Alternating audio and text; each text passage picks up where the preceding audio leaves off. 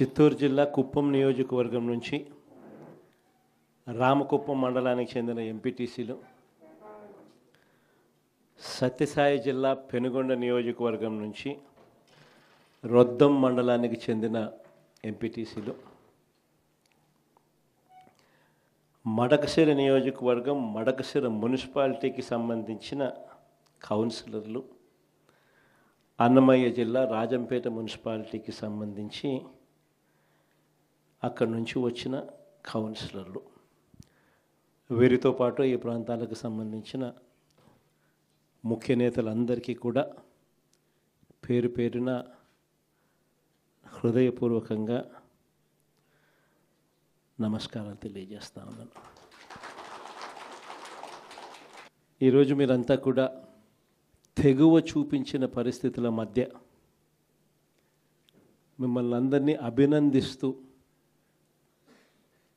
మీ అందరితో కూడా కాసేపు గడిపే కార్యక్రమం చేస్తూ ఉన్నా. నిజంగా ఈరోజు రాష్ట్రంలో ఉన్న పరిస్థితులు ఎలా ఉన్నాయి అన్నది బహుశా నాకన్నా కూడా మీకే బాగా తెలుసు. రాష్ట్రంలో ఈరోజు విలువలు లేని, విశ్వసనీయత లేని, ప్రజాస్వామ్యాన్ని ఖూనీ చేస్తూ ఉన్న పరిస్థితుల మధ్య రాజకీయాలు జరుగుతూ ఉన్నాయి. ఇలాంటి చెడిపోయిన ఈ రాజకీయ వ్యవస్థలో తులసి ముక్కల్లా ఎంపీటీసీలమైన, జెడ్పీటీసీలమైన, కౌన్సిలర్లమైన అయ్యా చంద్రబాబు మమ్మల్ని చూసి నేర్చుకో రాజకీయాలు ఎలా చేయాలి అని చెప్పి తెగువ చూపించి రాజకీయాలకు అర్థం చెప్పి గట్టిగా నిలబడిన మీ అందరికీ కూడా మీ జగన్ హ్యాట్స్ ఆఫ్ చెప్తూ సెల్యూట్ చేస్తా ఉన్నాను. కారణం ఏమిటంటే రాజకీయాలలో ఉన్నప్పుడు విలువలు ఉండాలి. రాజకీయాల్లో ఉన్నప్పుడు విశ్వసనీయత అన్న పదానికి అర్థం తెలిసి ఉండాలి. ఈ రెండింటికి కూడా అర్థం తెలియని వ్యక్తి ఎవరైనా ఈ రాష్ట్రంలో ఉన్నారు అని అంటే అన్ఫార్చునేట్గా అది ఈ రాష్ట్ర ముఖ్యమంత్రి అని చెప్పడానికి నిజంగా ఈ రాష్ట్ర పౌరుడిగా నేను తలదించుకోవాల్సిన పరిస్థితి. అంతగా దిగజార్చినడు ఈ పెద్ద మనిషి రాజకీయాలను. ఈరోజు రాజకీయాలలో ఇటువంటి దారుణమైన పరిస్థితులు కూడా చూడాల్సి వస్తుందని నేను ఎప్పుడు అనుకోలే. ఎందుకు ఈ మాట చెప్తా ఉన్నాను అని అంటే, ఒకసారి ఈ రామకుప్పానికి సంబంధించి చంద్రబాబు నాయుడు గారి సొంత నియోజకవర్గం, ఈ రామకుప్పానికి సంబంధించి ఎంపీటీసీకి సంబంధించిన ఒక కేస్ స్టడీ, ఒక ఎంపీపీ చనిపోయిన పరిస్థితుల మధ్య ఎన్నికలు జరుగుతూ ఉన్నాయి. 16కు సంబంధించిన ఎంపీటీసీలు వైఎస్ఆర్సీపీకి సంబంధించిన వాళ్ళే గెలిచారు. మరి ఇలాంటి చోట ఎందుకు చంద్రబాబు అనే వ్యక్తి పోటీ పెడతా ఉన్నాడు? గెలవడం అన్నదానికి మీనింగ్ ఎక్కడుంది? గెలవలేము అన్న సంగతి తెలుసు. గెలిచిన వాళ్ళందరూ కూడా, ఇక్కడ నుంచి గెలిచిన వాళ్ళందరూ కూడా వైఎస్ఆర్సీపీ టికెట్ మీద, ఆ బీఫామ్ మీద గెలిచిన వాళ్ళు. మరి ఇలాంటి చోట 6 మందిని ఇక్కడి నుంచి లాక్కునే కార్యక్రమం చంద్రబాబు నాయుడు గారి దగ్గరుండి చేశారు. తర్వాత వైఎస్ఆర్సీపీ ఎంపీటీసీలు ప్రయాణం చేస్తూ ఉన్న, మిగిలిన ఎంపీటీసీలు ప్రయాణం చేస్తూ ఉన్న వాహనాన్ని దగ్గరుండి పోలీసుల చేత అడ్డుకున్నారు. హైకోర్టు ఆదేశాలతో భద్రత కల్పించాల్సిన పోలీసులు సాక్షాత్తుగా దగ్గరుండి చంద్రబాబు నాయుడు గారికి వాచ్మెన్ లాగా తయారయ్యారు. చివరికి కోరం లేకపోయినా కూడా 6 మంది సభ్యులు మాత్రమే చంద్రబాబు నాయుడు గారి ప్రలోభాలకు లొంగి అటువైపున వెళ్ళిన పరిస్థితుల మధ్య కూడా ఏకంగా డిక్లేర్ చేసుకున్నారు అధికారుల చేత. ఇలాంటి రాజకీయ వ్యవస్థతో మనం పోటీ చేస్తూ ఉన్నాం. సత్యసాయి జిల్లా పెనుగొండ నియోజకవర్గం రొద్దం మండలం, ఇక్కడ కూడా పరిస్థితి చూస్తే ఎలా ఉంది అంటే, ఏకంగా 15 ఎంపీటీసీలకు 15 ఎంపీటీసీలు వైఎస్ఆర్సీపీనే గెలిచింది. మళ్ళీ ఇక్కడ పోటీ పెట్టే పరిస్థితి మామూలుగా ఎవరు చేయకూడదు. ఇక్కడ కూడా ఎంపీపీ చనిపోయిన పరిస్థితుల మధ్య ఇక్కడ ఎంపీపీని ఎన్నుకునే ఉప ఎన్నిక జరుగుతూ ఉంది. ఇక్కడ కూడా తారుమారు చేయడానికి చాలా కష్టపడ్డాడు. దగ్గరుండి చంద్రబాబు నాయుడు గారే తన కుప్పంలో ఇలాంటి దిక్కుమాలిన రాజకీయాలు తానే చేస్తూ రాష్ట్రంలో ఉన్న అన్ని ప్రాంతాలకు కూడా ఇదే మాదిరిగా మీరు కూడా రాజకీయాలు చేయండి అని చెప్పి తానే దిక్సూచిగా నిలుస్తూ తానే ఇలాంటి చెడిపోయిన రాజకీయాలను ప్రేరేపిస్తూ ఉన్నాడు. సత్యసాయి జిల్లా మడకశిర మున్సిపాలిటీ 20 మంది ఇక్కడ నుంచి కౌన్సిలర్లు, వైఎస్ఆర్సీపీకి సంబంధించి 15 మంది గెలిచారు. చంద్రబాబు నాయుడు గారికి సంబంధించి 5 మంది మాత్రమే గెలిచారు.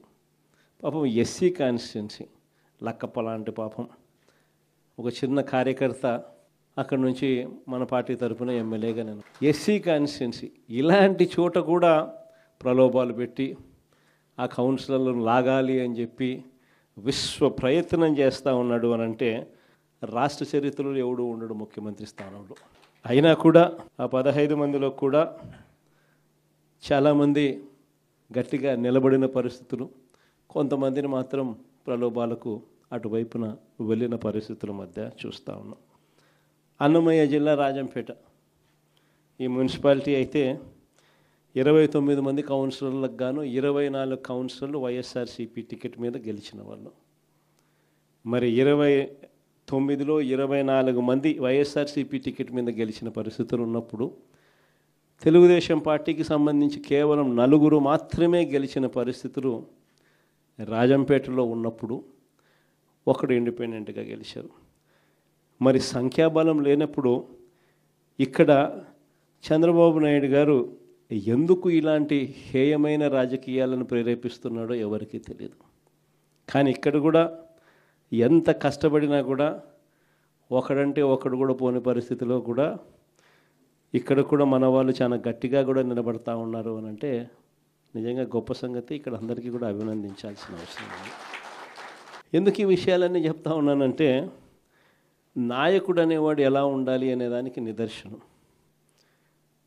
మన ఎంపీటీసీలు ఎవరైతే ఇవాళ తెగో చూపుతూ ఉన్నారో విలువలకు విశ్వసనీయతకు గట్టిగా నిలబడి మేము ఎంపీటీసీలమైనా జెడ్పీటీసీలమైనా కౌన్సిలర్లమైనా అయ్యా చంద్రబాబు నీకన్నా పోలిస్తే మేము చాలా చిన్న పదవుల్లో ఉన్నవాళ్ళము, అయినా కూడా మాకు విలువలు ఉన్నాయి, విశ్వసనీయత ఉంది, రాజకీయాలకు అర్థం మేము చెప్తా ఉన్నాం, నిన్ను చూస్తే రాజకీయాలే సిగ్గుతో తలంచుకోవాల్సిన పరిస్థితిలో ఉన్నాయి, నువ్వు ముఖ్యమంత్రి స్థానంలో కూర్చున్నావు, తల దించుకో అయ్యా చంద్రబాబు అని చెప్పి ఇక్కడి నుంచి మన వాళ్ళు సంకేతం ఇస్తూ ఉన్నారు చంద్రబాబు నాయుడు గారు. ఎన్ని కష్టాలున్నా కూడా చిక్కటి చిరునవ్వుతోనే ఉన్నాం.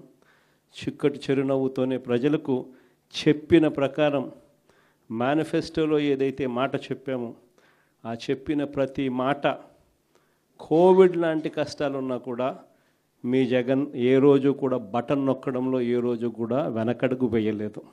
నేను ఒకటి చెప్తా ఉన్నా. ఈరోజు కార్యకర్తలు పడుతూ ఉన్న బాధలు నా కళ్ళతో నేను చూస్తూ ఉన్నా. కేవలం వైఎస్ఆర్ కాంగ్రెస్ పార్టీని ప్రేమించినందుకు, కేవలం జగన్ను సొంత కుటుంబ సభ్యుడిగా ఆప్యాయంగా ఆదరించినందుకు ఈరోజు వైఎస్ఆర్సీపీ కార్యకర్తలకు ఏదైతే ఇబ్బందులు పడుతూ ఉన్నారో ఆ బాధలు ఆ కష్టాలు స్వయంగా నేను చూశా కాబట్టి ఈరోజు చెప్తా ఉన్నా.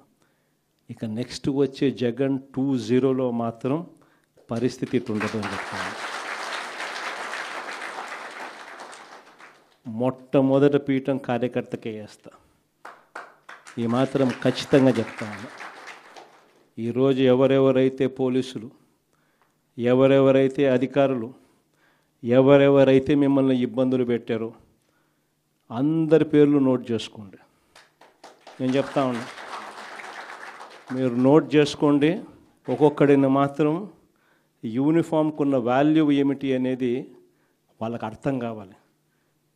యూనిఫామ్ అంటే ప్రజలకు మేలు చేయడం కోసం యూనిఫామ్, అంతేగాని అధికారంలో ఉన్న వాళ్ళ కోసం సలాములు కొడుతూ గులాంగిరి చేస్తూ ఇటువంటి చిత్రహింసలు పెట్టే కార్యక్రమం ఈరోజు అయితే ఏదైతే జరుగుతూ ఉందో దీనికి తెర పడాలి అని అంటే ఏదైతే నువ్వు విత్తినావో అది ఎలా పండుతుంది అనేది నీకు తెలిస్తేనే ఇంకొకసారి నువ్వు ఆ విత్తనం విత్తడానికి నువ్వు భయపడే పరిస్థితిలోకి నువ్వు వచ్చినప్పుడే ఇది జరుగుతుంది. కాబట్టి ఈసారి మాత్రం ఖచ్చితంగా మెసేజ్ ఖచ్చితంగా పోతుంది. ఎవడెవడైతే అధికారి, ఎవడెవడైతే వైఎస్ఆర్సీపీ కార్యకర్తను ఎవడెవడైతే ఇబ్బంది పెట్టాడో వాళ్ళందరినీ కూడా చూస్తూ ఊరుకోము. చట్టం మీద దోషులుగా నిలబెడతాము. ఒకవేళ వాళ్ళు రిటైర్ అయిపోయి వెళ్ళిపోయినా, లేకపోతే వాళ్ళు దేశం విడిచిపెట్టిపోయినా కూడా ఎవరిని వదిలిపెట్టం. 7 సముద్రాల అవతలున్నా కూడా అందరినీ కూడా పిలిపించే కార్యక్రమం చేస్తాం. పిలిపించిన తర్వాత సినిమా మామూలుగా ఉండదు. సినిమా మాత్రం అదో లెవెల్లో ఉంటుంది. సినిమా మాత్రం